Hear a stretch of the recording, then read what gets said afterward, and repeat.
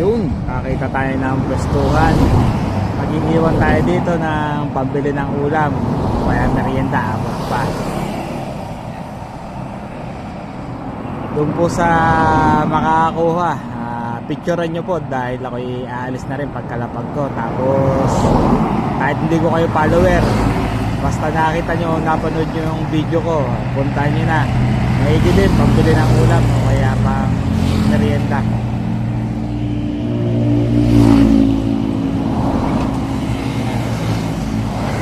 Like, follow and share po mga idol. Baka naman makakalambing. Like, follow and share. Hintayin lang po natin dumaan yung truck bago natin ilagay. Saka yung mga motor.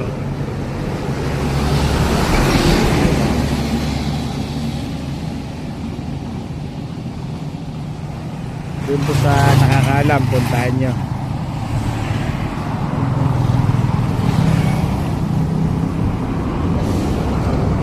Natin lalagay. Yan. Boom.